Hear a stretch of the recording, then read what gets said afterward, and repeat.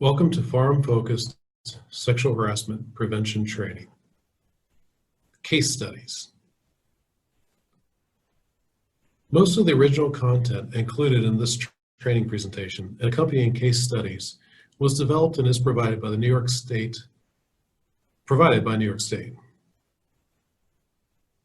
Cornell Cooperative Extension adapted the materials to be more relevant and helpful for the agricultural industry.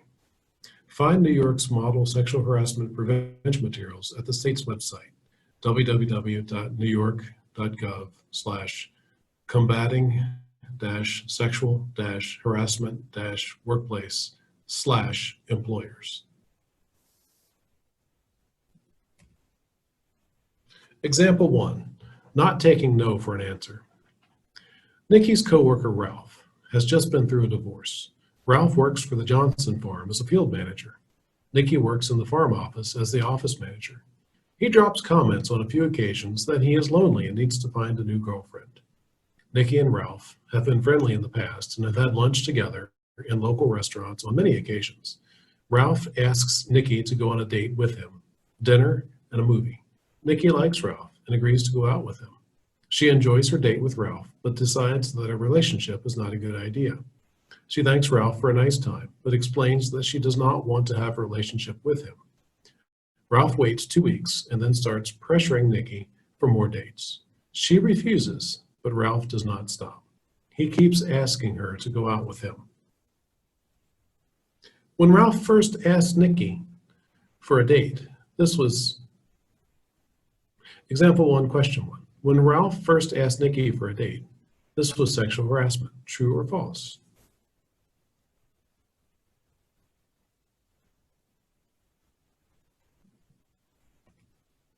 False. Ralph's initial comments about looking for a girlfriend and asking Nikki, a coworker, for a date are not sexual harassment. Even if Nikki had turned Ralph down for the first date, Ralph had done nothing wrong by asking for a date and by making occasional comments that are not sexually explicit about his personal life. Nikki cannot complain of sexual harassment because she went on a date with Ralph. True or false?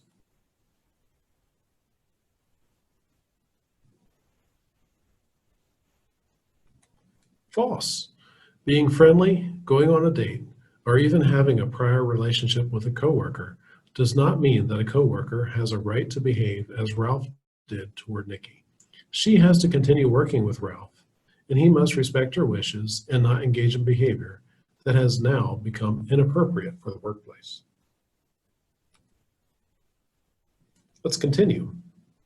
Nikki complains to her supervisor, and the supervisor, as required, reports her complaint to the person designated by her employer to receive complaints.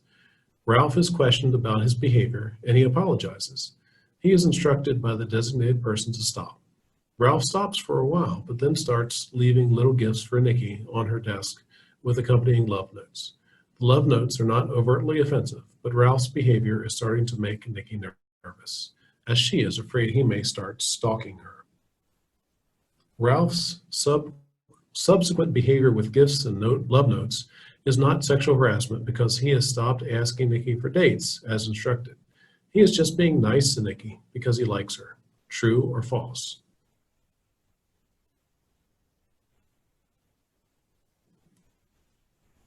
False. Nikki should report Ralph's behavior. She was entitled to have effective assistance in getting Ralph to stop his inappropriate workplace behavior. Because Ralph has returned to pestering Nikki after being told to stop, he could be subject to serious disciplinary action for his behavior. Example 2, the boss with a bad attitude. Jessica is a large animal veterinarian who takes on some new farms after a coworker leaves. The first time she visits her newest dairy, she meets with Vaughn, one of 2 junior partners on the farm. He is friendly and helps her get familiar with the farm layout and animal health protocols. As she is leaving that day, Jessica notices several pornographic posters in the office displaying women in lingerie. On Jessica's second visit to the farm, Vaughn comes over to chat while she's working by herself. Vaughn talks about what he did last night. which was to go to a strip club. Jessica is shocked that Vaughn would bring up such a topic and says nothing in response. Vaughn continues talking and says that the women who work on the farm are so unattractive that he needs to get out and see some hot chicks once in a while. He tells Jessica he is glad she started working with their farm because, unlike the previous vet, she is easy on the eyes. Later that evening, when Jessica is back at home, she receives a text message from Vaughn that includes a photo from outside the strip club.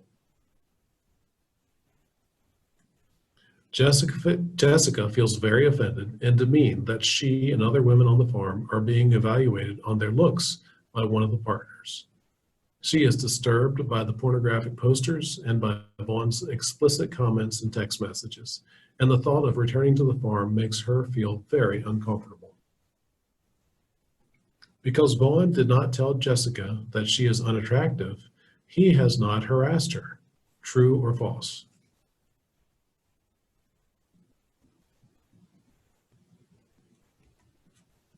False. Vaughn has made sexually explicit statements to Jessica, which are derogatory and demeaning to Jessica and her female coworkers. The pornographic posters in the office also contribute to a hostile workplace environment that is demeaning to women. It does not matter that Vaughn supposedly paid Jessica a compliment. The conversation is still highly offensive to Jessica, as it would be to most reasonable persons in her situation. Because Jessica is not an employee of the farm, she has no right to complain about the pornographic posters or Vaughn's inappropriate behavior. True or false?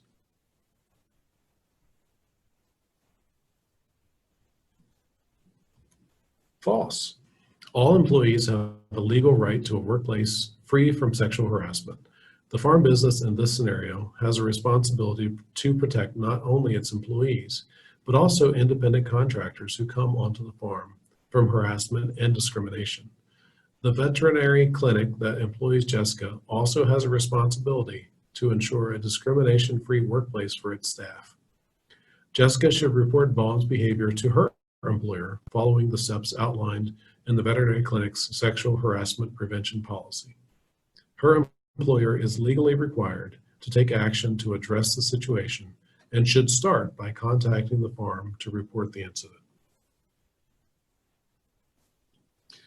Upon receiving a report of sexual harassment from the veterinary clinic, the farm's designated point person should immediately take action to investigate and develop an appropriate response to Vaughn's behavior. True or false?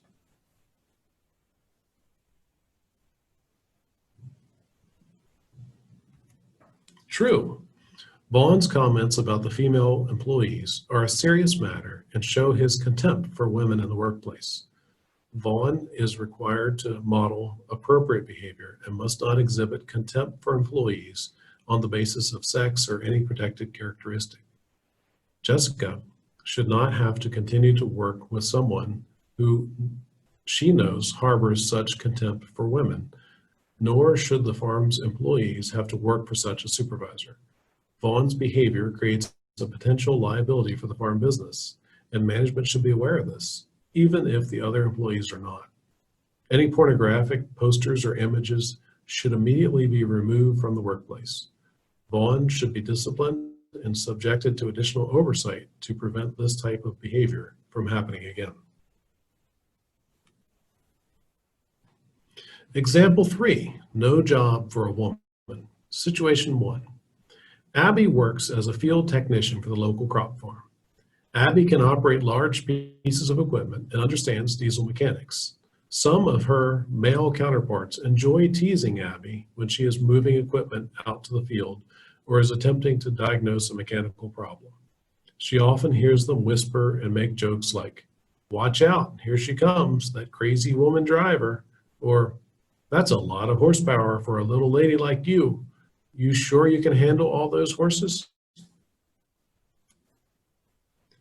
Women in traditionally male jobs should expect teasing and should not take the joking comments too seriously. True or false?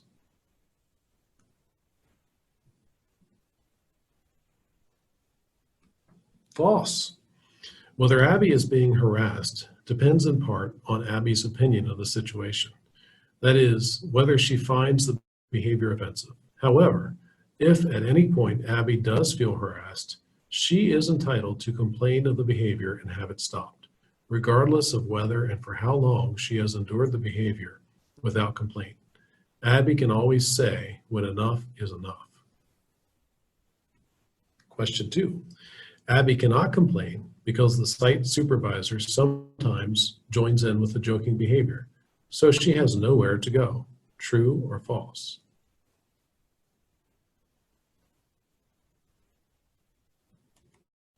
False. Abby can still complain to her supervisor, who is then on notice that the behavior is bothersome to Abby and needs to be stopped. If the supervisor fails to take Abby's complaint seriously, if the supervisor fails to take Abby's complaint seriously, this constitutes serious misconduct on their part. Abby can also complain directly to the person who is designated to receive complaints at the place of business. This can be done either instead of going to the supervisor or after a complaint is filed with the supervisor and there isn't a successful outcome. Situation 2. Some of Abby's other coworkers are strongly opposed to her presence in the traditionally all-male profession. These coworkers have sometimes said things to her like, "You're taking a job away from a man who deserves it," or "Don't you have a husband to go find?" Also, someone scratched the word bitch on Abby's cubby. These behaviors, while rude, are not sexual harassment because they are not sexual in nature. True or false? False. The behavior that is directed at her is because she is a woman and appears to be an intimidation tactic for her to quit her job. Although not sexual in nature, this is considered sexual harassment because of her gender and can promote hostility within the workplace if it is severe and frequent. Example 3, no job for a woman. Situation 3. Abby complains about the jokes and other behaviors, and an investigation is conducted. It cannot be determined who defaced Abby's cubby. Her coworkers are told to stop their behavior or face disciplinary charges. The supervisor speaks with Abby and tells her to come to him immediately if she has any further problems. Abby then finds that someone has put manure in her cubby and filled her coverall pockets with manure. Question 4. There is nothing that Abby can do because she can't prove who vandalized her cubby. True or false? False. Abby should speak to her supervisor immediately or contact her point of reference for filing sexual harassment complaints. It is clear that the situation has become more hostile, and it is the employer's responsibility to support Abby and find a solution to the problem. An investigation should be promptly undertaken, and disciplinary actions must be taken to resolve the issue. Example 4, too close for comfort. Keisha has noticed that her new boss, Sarah, leans extremely close to her when they are working together in the greenhouse. She touches her hand or shoulder frequently as they discuss work. Keisha tries to move away from her in these situations, but she doesn't seem to get the message. Question 1. Keisha should just ignore Sarah's behavior. True or false? False. If Keisha is uncomfortable with Sarah's behavior, she has options. If she feels comfortable doing so, she should tell Sarah to please back off because her closeness and touching make her uncomfortable. Another option is to complain directly to a person designated by her employer to receive complaints, who will speak with Sarah. Although this may not be sufficiently severe to create an unlawful harassment situation, unless it was repeated by Sarah after she was told to stop, there is no reason for Keisha to be uncomfortable in the workplace. There is no valid reason for Sarah to engage in this behavior. Example 4 continued. Before Keisha gets around to complaining, Sarah brushes up against Keisha's back while passing her in the greenhouse, even though there is plenty of room for two people to pass between the rows of plants. Keisha is now getting really annoyed, but still puts off doing anything about it. Later, Sarah traps Keisha in the greenhouse after they finish discussing work by standing between her and the only door of the building. Keisha doesn't know what to do, so she moves past her to get out. As she does so, Sarah runs her hand over Keisha's breast. Example 4, question 2. Sarah's brushing up against Keisha in the greenhouse could just be accidental and does not give Keisha any additional grounds to complain about Sarah. True or false?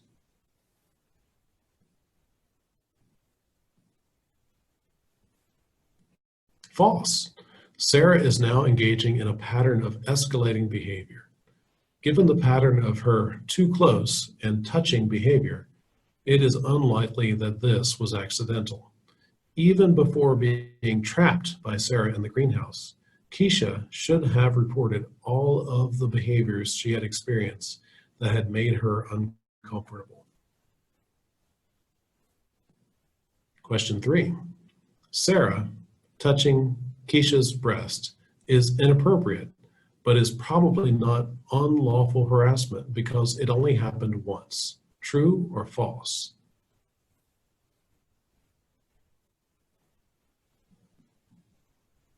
False. Any type of sexual touching is very serious and does not need to be repeated to constitute sexual harassment. Keisha should immediately report it without waiting for it to be repeated. Sarah can expect to receive formal discipline, including possible firing. Example 5, a distasteful trait. The following scenario will explain many aspects of quid pro quo sexual harassment.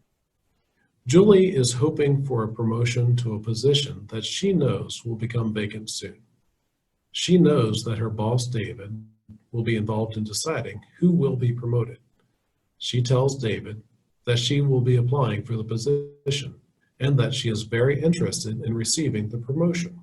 David says, "We'll see, there will be a lot of others interested in the position." Example 5 continued. A week later, Julie and David traveled together for an agricultural conference, including an overnight hotel stay. Over dinner, David tells Julie that he hopes he will be able to promote her because he has always really enjoyed working with her. He tells her that some other candidates are more experienced, but that she is the one he wants. He tells her that he can pull some strings to get her into the job, and Julie thanks David. Later, David suggests that they go to his hotel room for drinks and some relaxation. Julie declines his offer. Question 1. David's behavior could be harassment of Julie. True or false?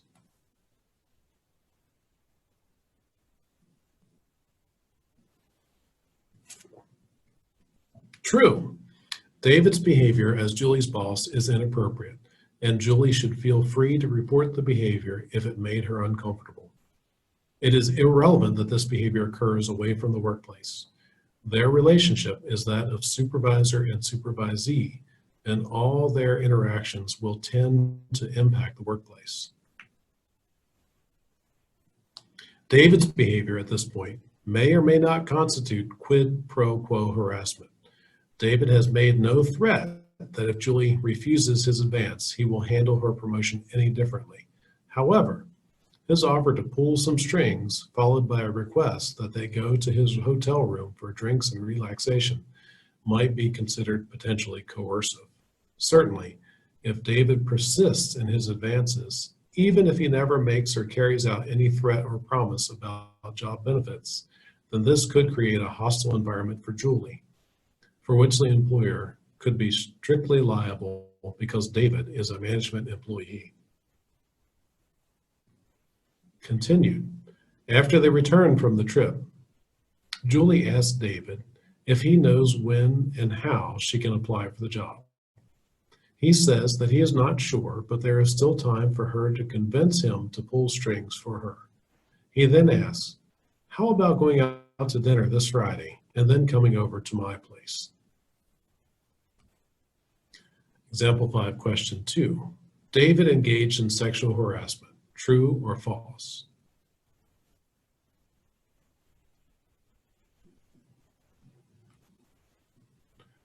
True. It is now evident that David has offered to help Julie with her promotion in exchange for sexual favors.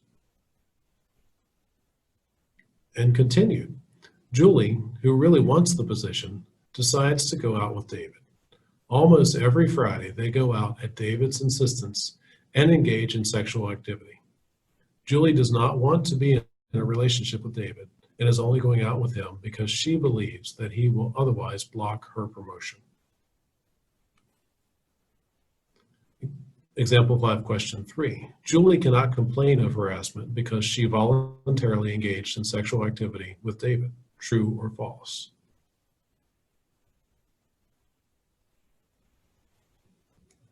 False. Because the sexual activity is unwelcome to Julie, she is a target of sexual harassment. Equally, if she had refused David's advances, she would still be a target of sexual harassment. The offer to Julie to trade job benefits for sexual favors by someone with authority over her in the workplace is quid pro quo sexual harassment, and the employer is exposed to liability because of its supervisor's actions.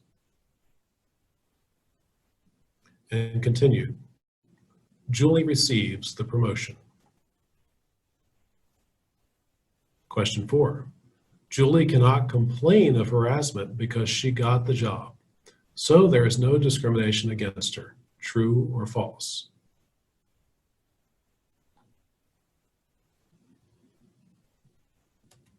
False. Julie can be the recipient of sexual harassment whether or not she receives the benefit that was used as an inducement. And continued. Julie breaks off the sexual activities with David. He then gives her a bad evaluation, and she is removed from her new position at the end of the probationary period and returns to her old job. Question 5. It is now too late for Julie to complain. Losing a place of favor due to the breakup of the voluntary relationship does not create a claim for sexual harassment. True or false?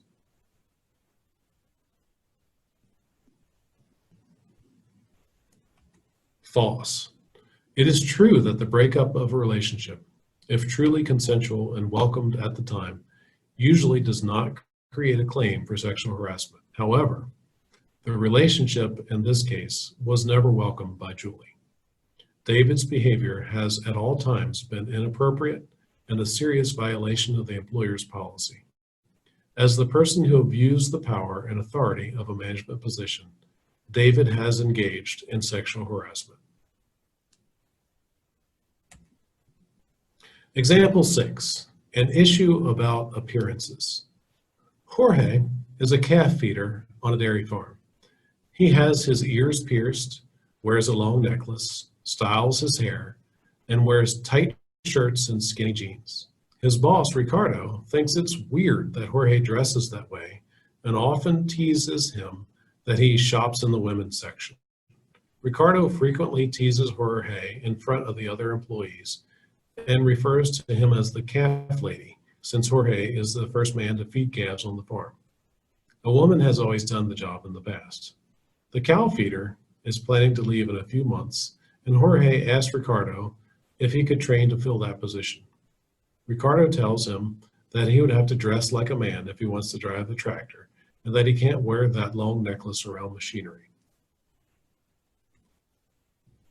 Example 6, question 1. Jorge's boss is correct to tell him that his clothing is inappropriate for driving the tractor and working around machinery. True or false?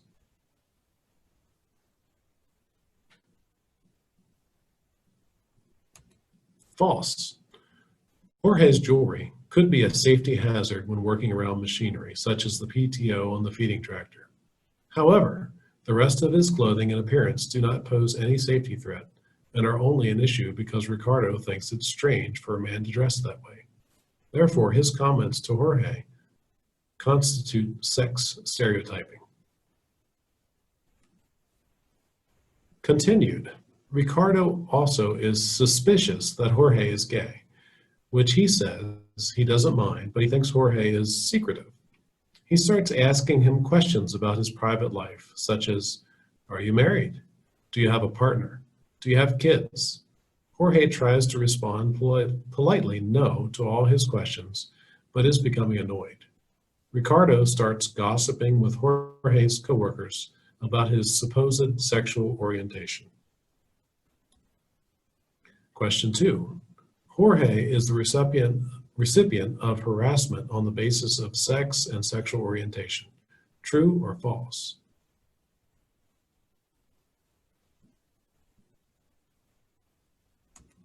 True. Jorge is harassed on the basis of sex because he is being harassed for failure to adhere to Ricardo's sex stereotypes. Jorge is also harassed on the basis of his perceived sexual orientation. It does not matter whether or not Jorge is a gay man in order for him to have a claim for sexual orientation harassment. Jorge might also be considered a target of harassment on the basis of gender identity, which is a form of sex and/or disability discrimination prohibited by the human rights law. Jorge should report Ricardo's conduct, which is clearly a violation of the sexual harassment policy, to a person designated by his employer to receive complaints, i.e. his employer's designee. Example 6 continued. Jorge decides that he is not going to get a fair chance at the promotion to cow feeder under these circumstances, and he complains to the employer's designee about Ricardo's behavior. The designee does an investigation and tells Ricardo that Jorge's clothing is appropriate for the workplace, and that the only change he would need to make in appearance would be to take off his necklace when working around machinery. The designee tells Ricardo that he must consider Jorge for the position without regard for his gender, and that he must stop making harassing comments, asking Jorge intrusive questions, and gossiping about his personal life. Ricardo stops his comments, questions, and gossiping, but he then recommends promoting a different man to the position. The worker promoted has much less experience on the farm than Jorge, but does not wear any jewelry and wears clothes that Ricardo considers more manly. Question 3. Jorge has likely been the target of discrimination on the basis of sex, sexual orientation, and/or retaliation. True or false?